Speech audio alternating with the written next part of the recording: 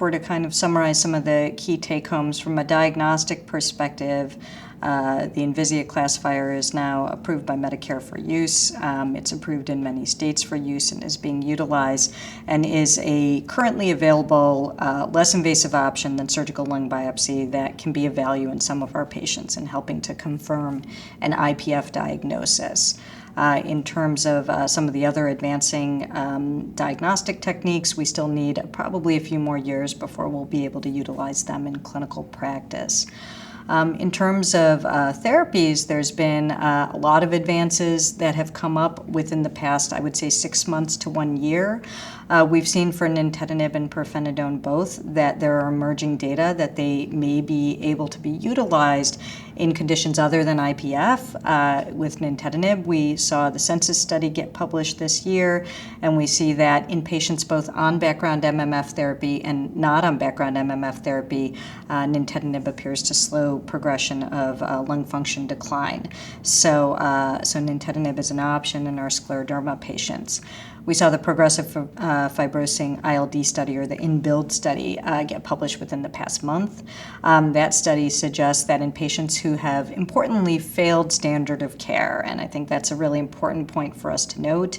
These are patients with chronic hypersensitivity pneumonitis or autoimmune ILD or unclassifiable ILD, and they had failed standard of care therapy before receiving nintedanib, but after failing standard of care and receiving nintedanib, they had a favorable results, slowing lung function decline. So in that population, that is an agent to consider. And we saw recent data published on pirfenidone in patients with unclassifiable ILD, suggesting that perhaps pirfenidone is an option to slow lung function decline in those patients.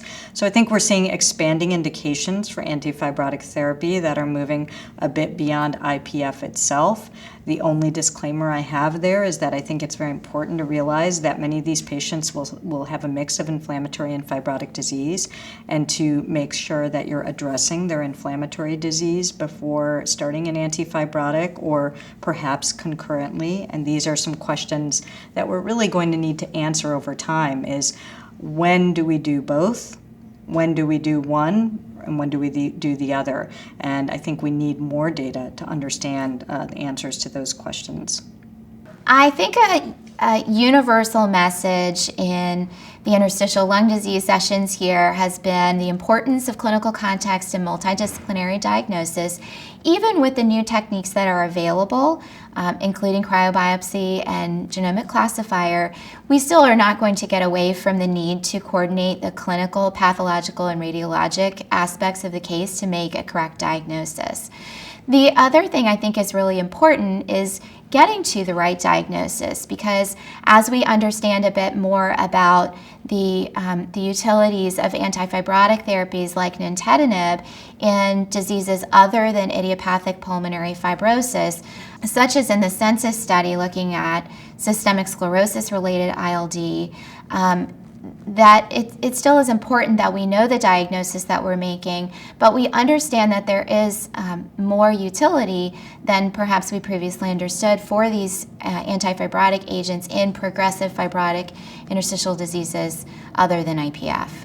I think this has really been a pivotal year, not only for IPF, but for fibrosing lung conditions beyond IPF. I think this is kind of a crossroads for fibrosing interstitial lung disease in terms of potentially having these antifibrotic therapies to offer our patients.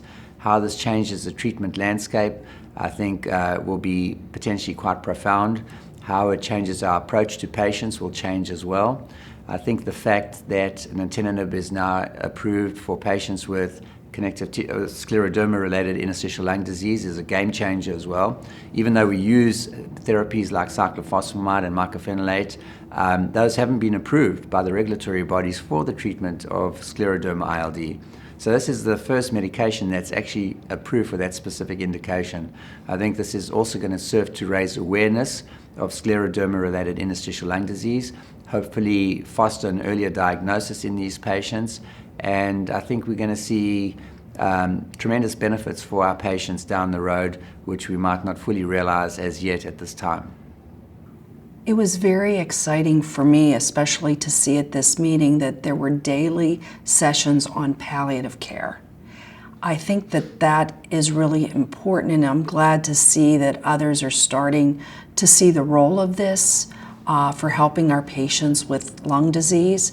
And an important factor is some providers don't want to bring it up because they're afraid that it's taking away hope.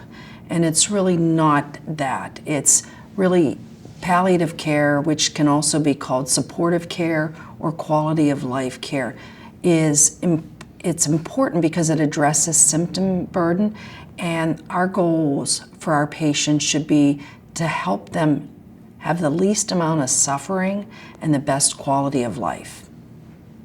It was very exciting to see the energy with the Women in Medicine movement at this meeting, and I attended 2 separate sessions where they spoke about the importance of negotiating and speaking up when you feel that you may be wronged. One of the interesting topics that I heard and I thought was really very important was that sometimes women are passed over for opportunities because perhaps they have a baby at home or a few children and they wouldn't have time. But the message that was sent was it's really important to allow them to make that decision and not to make decisions for other people. So I thought that was really very interesting and very important.